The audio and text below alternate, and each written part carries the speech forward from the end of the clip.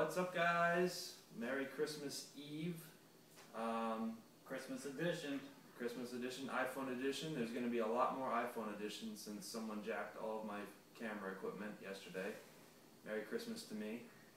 But we're going to move on from that, and we're going to keep shooting some reviews with the iPhone. It's time for the brewery. The Bruery's Four Calling Birds, and this one is aged in bourbon barrels.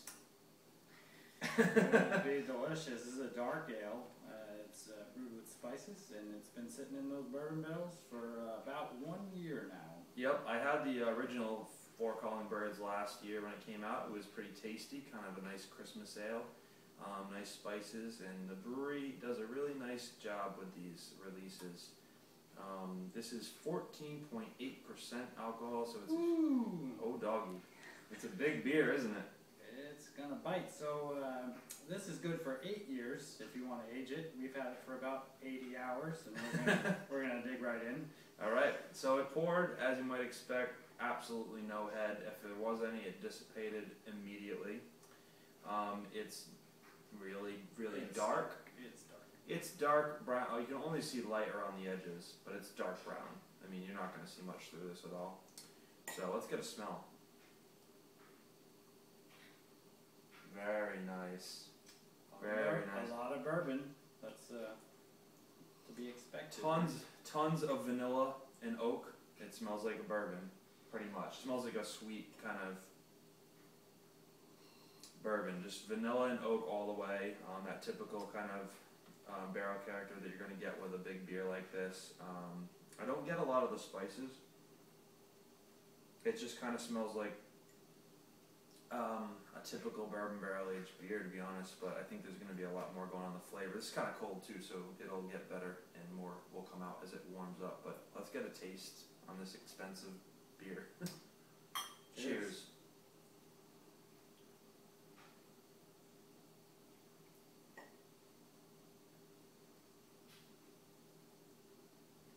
Well, that is delicious. We had this last week, regular edition on tap, and the biggest note there was gingerbread, and here the gingerbread has really dissipated quite a bit. Not much in the way of the spices. They kind of faded. I guess I'm not super surprised since it with some age on it in the barrel and everything. Very nice. I would say again, matching the nose and the smell. It's very vanilla and oaky, and there's some caramel notes. It's kind of sweet. It's not too sweet, and actually the alcohol is really well hidden. Yeah, it's not overpowering. It's kind of a creamy mouthfeel to it. It is. It's kind of slick. It's not too heavy, but it is slick. It does kind of coat the mouth. There is a burning, a nice, I guess not a burning, a warming, like a little warming going down. It's got to be at that octane. Yeah, this is definitely high octane.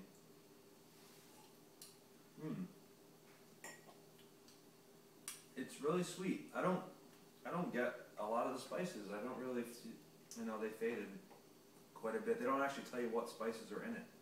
It just says a dark ale with spices. So, I mean, you'd be assuming that kind of like nutmeg, clove, maybe allspice, maybe for the gingerbread. But either way, guys, it's really good beer. I don't know if it's worth the $35. I mean, I know it's the first time they released it, and it's only been in the barrel for a year. If you really like the brewery, and you really like their barrel-aged beers, hunt it down, and you got the money for it, find one for yourself. Yeah, we'll find out if there's magic at the bottom of this bottle soon enough. But it is a sipper. I wouldn't, obviously share this, and we're going to share it with the others here and get this night going. So, Merry Christmas Eve, guys. Thanks for watching. Holidays. Happy holidays, and cheers. Cheers.